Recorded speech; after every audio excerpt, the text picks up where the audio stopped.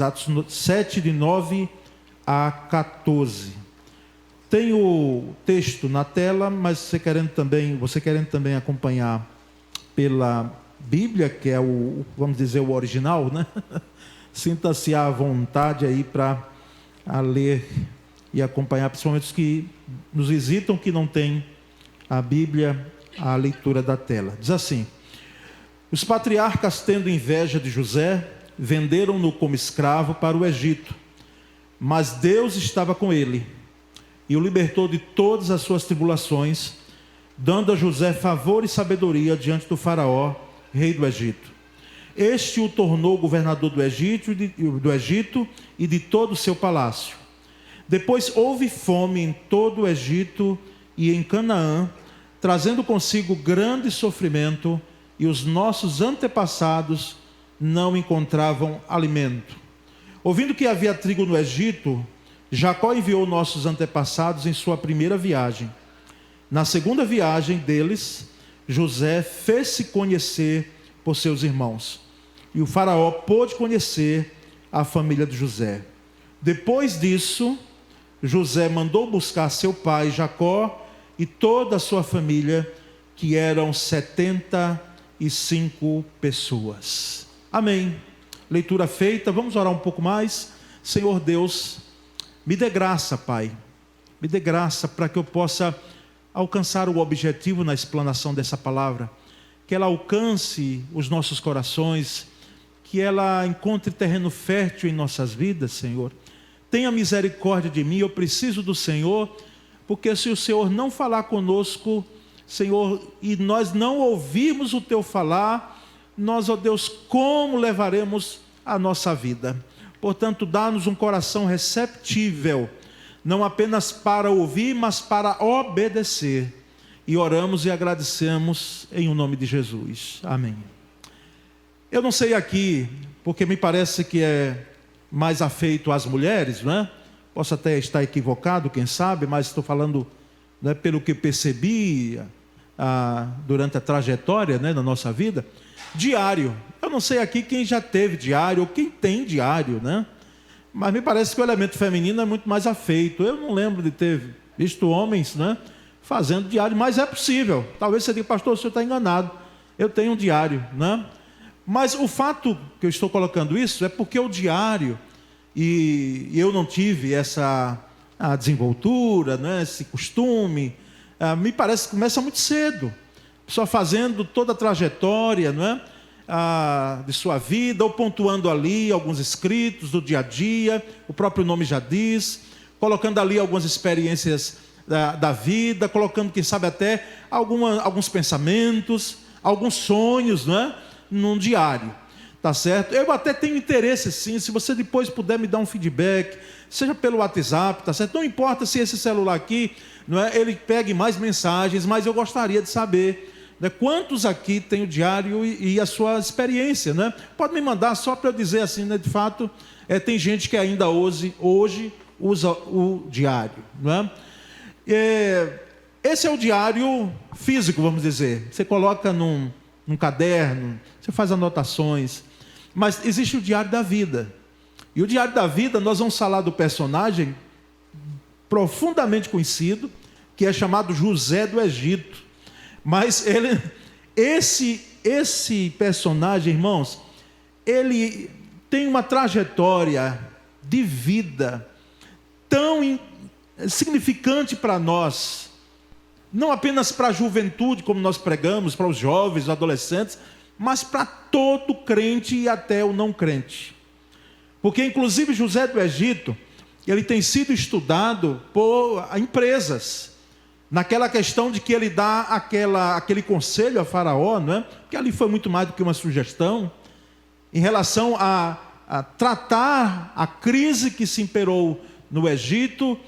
Depois dos 7 anos de prosperidade, vieram 7 anos de crise, de dificuldades, de escassez. Então, a questão da vida dele é muito importante para nós. Mas mais do que José, é o que Deus fez na vida de José. Porque a vida dele nos traz, sim, lições preciosas.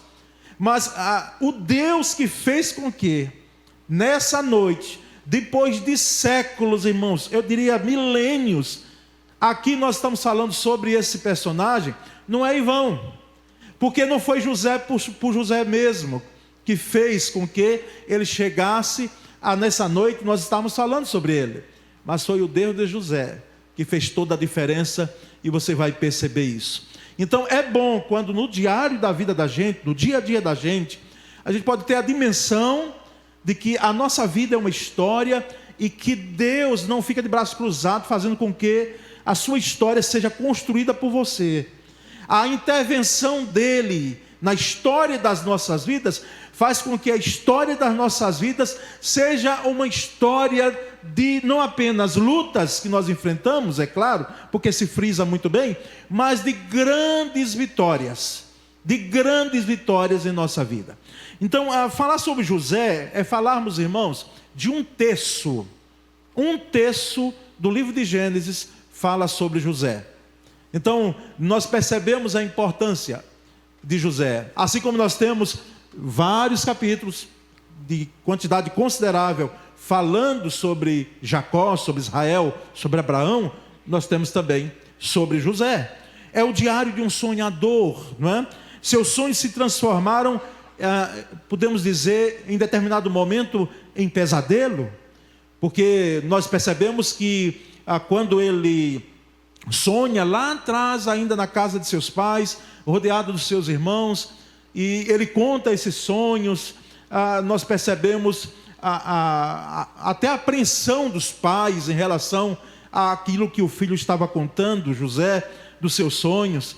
Depois nós percebemos, irmãos, ele sendo vendido sim, pelos os seus próprios irmãos, para que fossem naquela caravana. A caravana vai para o Egito. No Egito, ele ali passa 13 anos, e nós vamos reforçar essa questão, 13 anos, irmãos, da sua vida, tendo dificuldades ali. Quando se levanta, é preso novamente. Então é uma história, na realidade, que houve momentos de muita luta diante desse jovem, vamos dizer assim.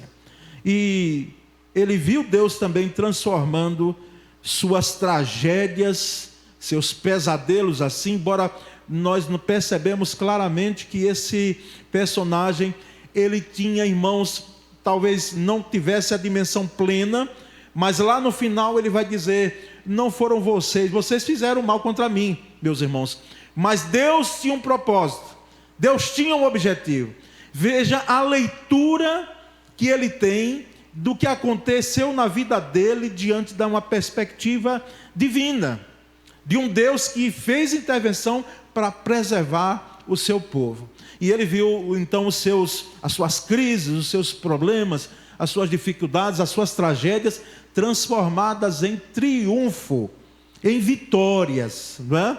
E então, irmãos, o diário de José nos ensina algumas lições preciosas, valorosas. Se você puder caminhar comigo aqui, se sua mente não viajar para outro lugar, se você não for agora a algum compromisso que você tem nessa semana que está se iniciando, se você não sair daqui na sua mente, se você ficar aqui com o seu corpo, sim, que está aqui, mas com a sua mente e o seu coração voltados, nós podemos ouvir Deus falar nessa noite. Então, o que é o primeiro dia, vamos dizer assim, o primeiro ponto, o primeiro aspecto em relação à vida de José, que ele nos traz como lição, no seu diário de vida? Primeiro, que não devemos perder tempo murmurando. Não devemos perder tempo murmurando. Quem perde tempo murmurando, ou quem murmura, mesmo sem contar o tempo, sabemos nós que não é algo que deve fazer parte do nosso dia a dia, do nosso diário. Em nenhum versículo, irmãos, em nenhum versículo, nós temos lá no Gênesis, José se revoltando contra Deus, devido à situação dele. E olha que ele tinha até motivos aparentemente humanos para reclamar. Mas não temos um versículo, eu mesmo não encontrei, E fui atrás e pesquisar, eu digo, deixa eu ver se tem gente também que disse isso. E tem lá, hoje no site de pesquisa a gente encontra, não é?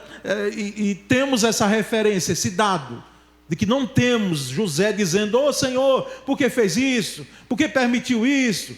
Porque onde é que o Senhor estava? Não é? Eu estou irado contigo. E porque o Senhor é que é soberano, me fez sonhar e agora acontece um pesadelo. Não temos um registro. Não temos também, irmãos, nenhum registro dele dirigindo qualquer palavra de murmuração. Porque eu preciso reiterar, e já disse aqui nesse púlpito, e reitero, a murmuração, irmãos, ela é terrível, porque não é só um falar de dificuldades, de problemas, porque isso nós podemos.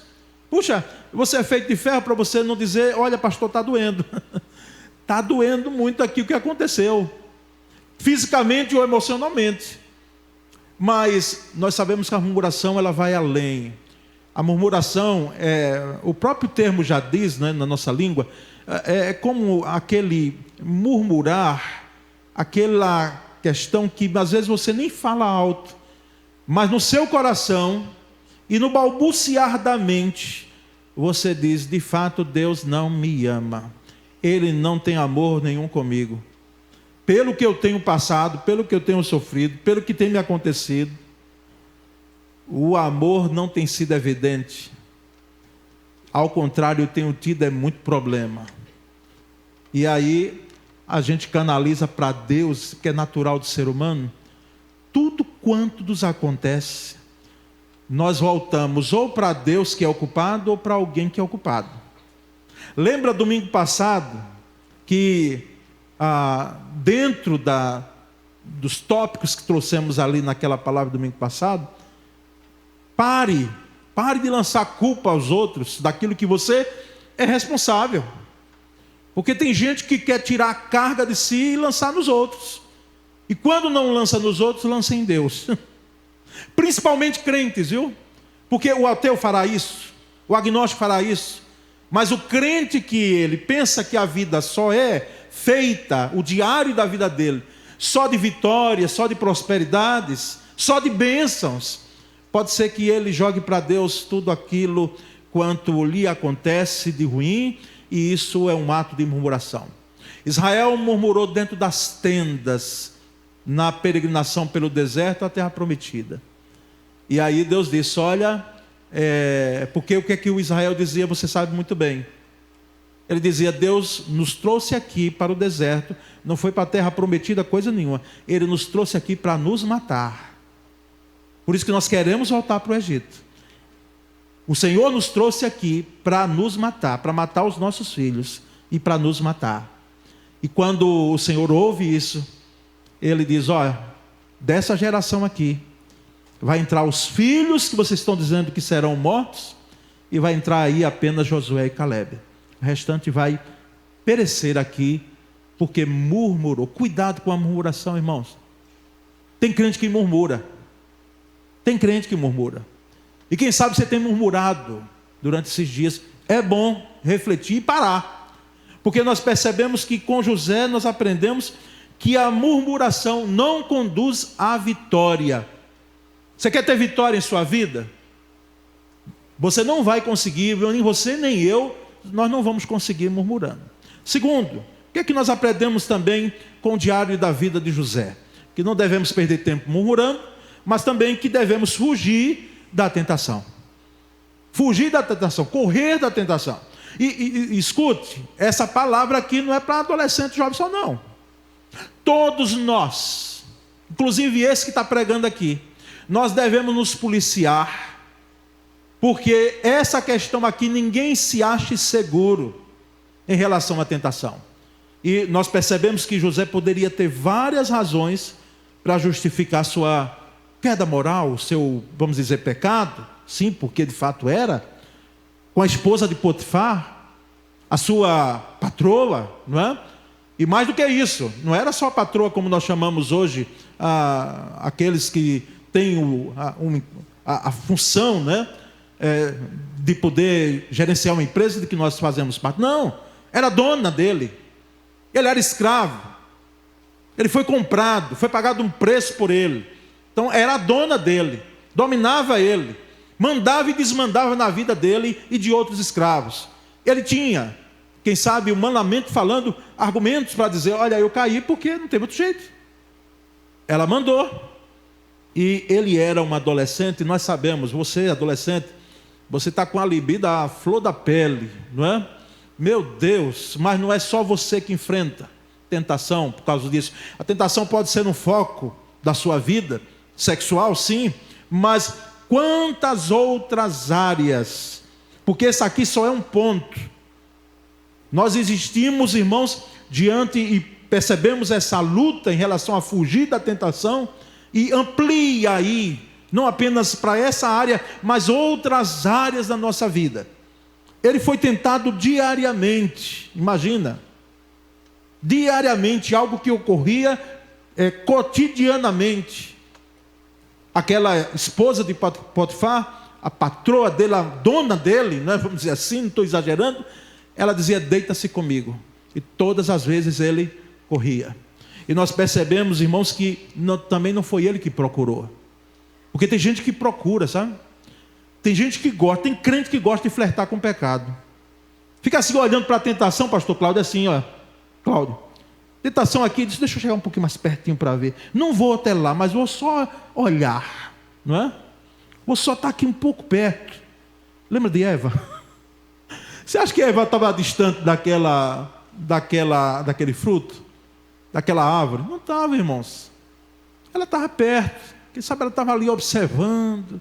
Porque tudo quanto nos dizem não, isso na criança é muito mais forte, não é? Se você disser para o seu filho pequeno, os que tem aqui, diz: ó, não bota a mão, isso a gente sabe. Não bota a mão naquele lugar ali, meu filho, que você vai tomar choque. É como se dissesse: vai e bota. Porque cria uma curiosidade nele, dele chegar lá e tocar e para ver. É porque hoje tem aqui algumas coisas que impedem, né?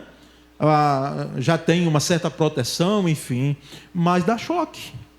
Então tem gente que gosta de flertar com a tentação, se expõe à tentação, coloca-se perto dela, mas o caso de José não.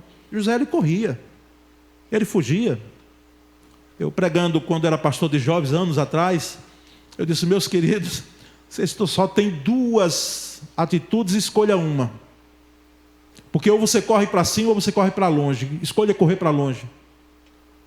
Mesmo que você saia nu, despido, mas corra para longe. Em algo que pode ser bom.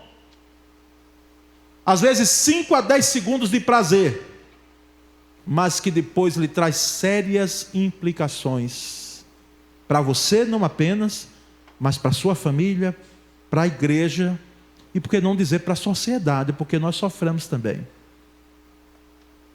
Nós percebemos, irmãos, que foi a sua própria patroa que lhe disse todos os dias: deita-te comigo, em Gênesis 39, versículos 7 e seguintes. Então, no diário da vida de José, ele nos ensina que nós não devemos perder tempo murmurando e não também devemos nos expor, ou seja, que devemos fugir da tentação, correr da tentação.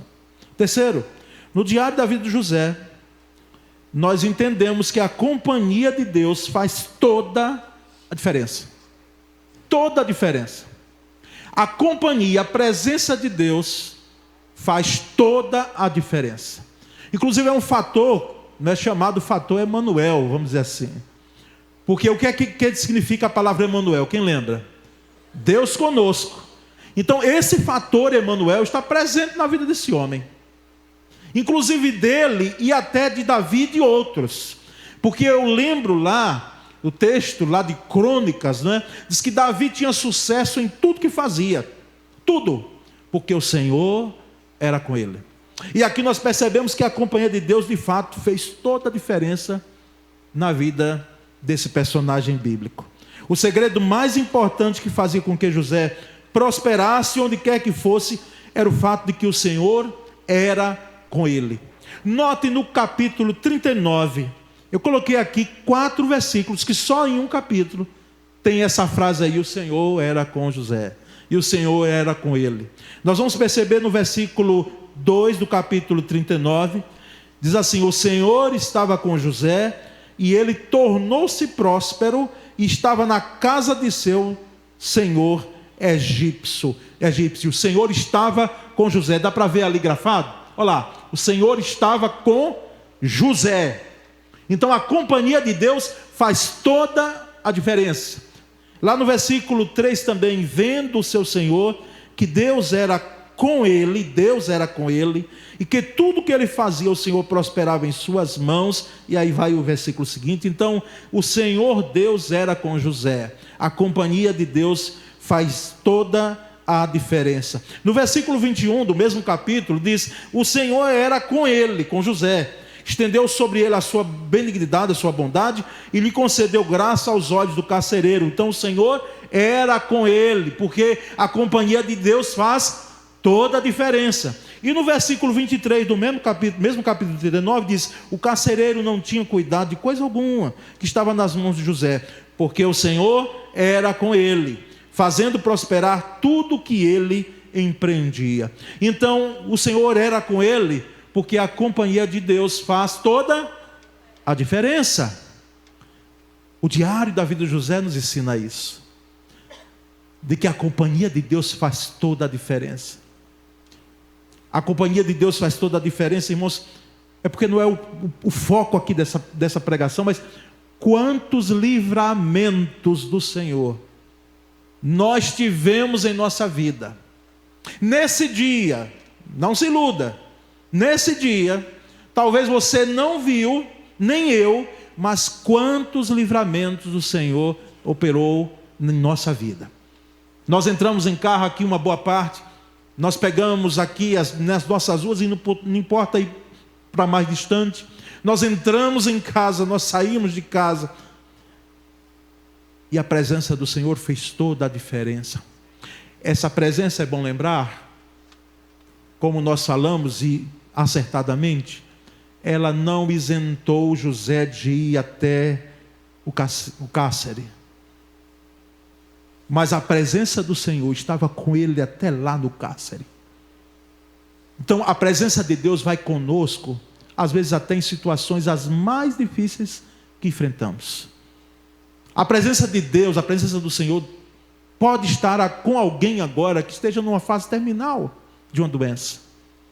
A presença de Deus pode estar na vida de alguém que agora clama por socorro, enquanto nós estamos aqui cultuando, mas alguém agora chora pedindo: Senhor, lembra-te de mim, tenha misericórdia de mim. E a presença de Deus faz toda a diferença.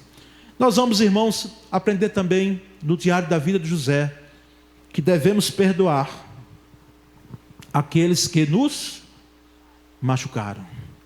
Eu sei que esse assunto de perdão não é um assunto fácil.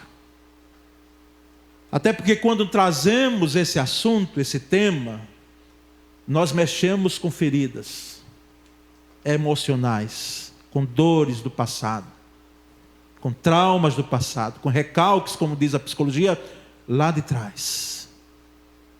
Perdoar alguém que lhe machucou. Mas, irmãos, nós aprendemos isso com ele. E como é que pode? Eu vou pular esse ponto aqui? Não posso pular.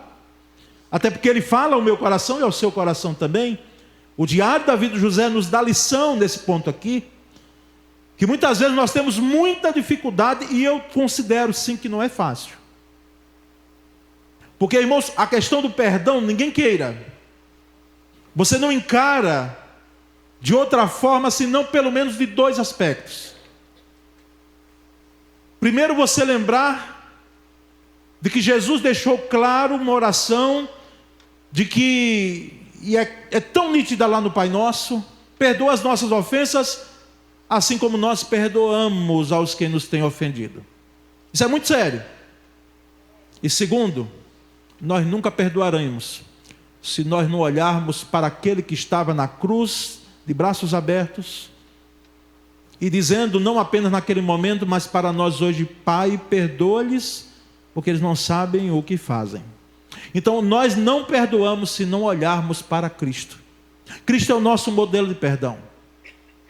Além de outras pessoas, durante a trajetória da igreja, que nós temos, que aprenderam o que é que significa perdão, nós temos o modelo maior em Cristo Jesus. Mas José, que é uma figura, um tipo, né, que a gente estuda em teologia, é um tipo de Cristo. Tipo. Se você tiver curiosidade, depois você vai ver o que é esse tipo aí, não é? Perdoar, irmãos, é restaurar. Perdoar é cancelar a dívida. É não cobrar mais. José decide perdoar os seus irmãos em vez de vingá-los. Ele decide, é uma decisão. Impulsionada não pelo o que a vida humana, pelo que o coração humano determina, porque não vai conseguir. Mas impulsionada pela graça de Cristo Jesus, impulsionada pelo amor de Deus, impulsionada pelo olhar para a cruz, como eu falei. Então é uma decisão. É uma decisão.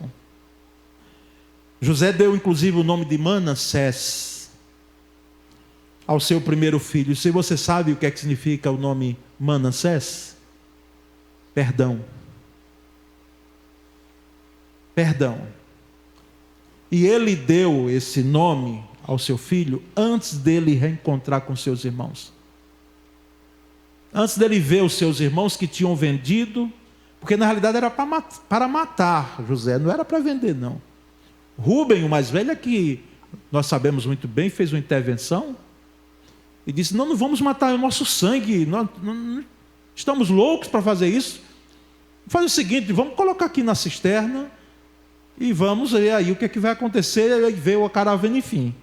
Mas era para matar, era com ódio, não é?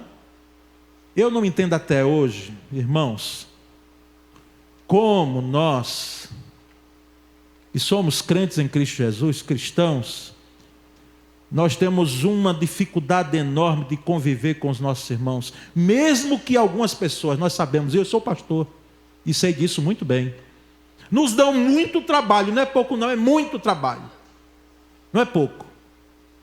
Mas ou nós caminhamos uma segunda milha, ou nós olhamos para a cruz de Cristo para perdoar, ou nós, se nós não nos atentarmos, vamos estar vivendo um cristianismo de fachada. Cantamos muito bem sobre o amor de Cristo, falamos muito bem sobre o perdão, cantamos o perdão, mas na hora H, que não é fácil, temos dificuldade de conviver com gente que nos dá trabalho. Isso em igreja, isso fora de igreja, isso em trabalho, isso dentro da família. José deu o nome de Manassés ao seu filho, dizendo: eu perdoo meus irmãos. Eu perdoo. Deu a melhor terra do Egito para seus irmãos. A melhor terra do Egito para os seus irmãos. Então, irmãos, o diário da vida de José nos ensina que nós devemos perdoar a quem nos machucou. Quem lhe machucou? Quem lhe machucou? Ainda dói? É possível que doa. Mas já perdoou? Até para o seu próprio bem? Porque se você for olhar humanamente falando, ela ou ele não merece. Mas não é uma questão de merecimento, é uma questão de vida sua. Para que você tire esse peso do seu coração e você seja coerente com o que o cristianismo nos coloca, porque não é fácil, irmãos. As implicações que o cristianismo nos traz são implicações sérias. E reitero, digo novamente, Jesus nunca disse que seria fácil. Nunca nos disse, não enganou seus discípulos. Isso é cruz, é renúncia. Quer ser meu discípulo? Vai ter que renunciar algumas coisas, e não são poucas. Então nós percebemos que devemos perdoar aqueles que nos machucaram. E por último, irmãos, o diário da vida de José vai nos ensinar desse sonhador, não é? De que devemos entender que existe um processo entre a promessa e a realização da promessa. Existe um intervalo, já viu? Um intervalo, um processo entre a promessa e a realização da promessa. Em 13 anos, a vida de José sofreu uma tremenda reviravolta. 13 anos. Não ocorreu de uma hora para outra. Entre o sonho e a realização da promessa passaram-se mais de 13 anos. José tinha em torno de 17 anos quando ele sonhou, lá em Gênesis 37, 2. Ele era o centro ali de sol, luas e estrelas que estavam ao redor dele. Tanto é que os pais, e principalmente o pai, disse: meu filho, o que é isso? Que sonho é esse? Que sonho maluco é esse? Você está dizendo que nós vamos nos curvar diante de ti? Mas Deus, desde lá, já vinha com esse sonhador dizendo: olha, existe uma promessa em sua vida, mas ela não acontecerá do dia para a noite. Ela não vai acontecer com uma oração de repreensão, seja repreendido em nome de Jesus. Não, ela não vai acontecer como uma varinha, até porque nós não cremos nisso, né? Isso é da mitologia lá, da infantil. Numa varinha de condão, ou de algo que você determine. Não, não vai acontecer assim. Existe um processo. E nós percebemos então que ele sonhou lá em Gênesis 37, 2, era um menino. Mas só aos 30 anos de idade, o sonho se tornou realidade. Gênesis 41, 46. Só aos 30 anos. Ele se barbeia, chamado por Faraó, e se apresenta. Aquele que estava lá no cárcere. Antes, aquele que estava lá na cisterna. Aquele que foi tentado diariamente e foi acusado injustamente. Aquele agora, a promessa de Deus começa a se cumprir na vida dele. Há um processo, meu irmão, minha irmã, entendamos nós, há um processo daquilo que Deus promete em nossa vida, e Ele promete, para o cumprimento, a realização daquilo que Ele prometeu. Portanto, não se impaciente. Se você tem promessa de Deus em sua vida, não se impaciente. Porque sempre é bom lembrar de que Deus não brinca com as promessas dEle. Siga firme e confiante. Firme e confiante. Às vezes até sendo acusado injustamente, mas o seu Deus sabe, você sabe, e até quem sabe o próprio Faraó soube, porque era para José morrer. Como é que pode ser acusado, não apenas acusado, mas ter a prova da acusação? As vestes deles na mão da mulher de Potifar. Então, naquelas condições, para um escravo, não era para voltar para a prisão, era para ser morto. Mas nós percebemos então que ele tem essa promessa cumprida, e ele manteve não apenas os seus olhos em Deus. Escute bem isso. Ele não apenas manteve os seus olhos em Deus e esteve na presença de Deus, mas o Senhor dele manteve, o Senhor Deus manteve o olhar dele em José e manteve a presença dele na vida de José, que faz toda a diferença. Em qualquer lugar que você estiver. Então, não se impaciente, porque aquele que prometeu é fiel para cumprir e fazer infinitamente. Meu Deus, o que é infinito? Infinitamente mais daquilo que pedimos ou pensamos, pelo poder dele que em nós opera. Louvado seja Deus. Amém? Graças a Deus. O diário da vida de José terminou com ele, mas nós temos o diário das nossas vidas. Vamos colocar isso aqui no dia a dia nosso. Vai para o nosso diário esses aspectos aqui. Só você, somente eu, nós podemos responder cada um. Vamos entoar um cântico. Depois nós vamos voltar orando, clamando aqui, todos nós, para que a misericórdia de Deus seja efetuada em nossa vida, porque nós temos, irmãos, muito a caminhar nesses pontos aqui. Deus faz toda a diferença. Você que entrou aqui ou você que vai ver esse vídeo, a gravação desse culto, não se engane. Você não vai colocar no diário da sua vida esses aspectos aqui e outros tão necessários, se o Cristo não estiver reinando na sua vida. Se Jesus não for o centro de sua vida.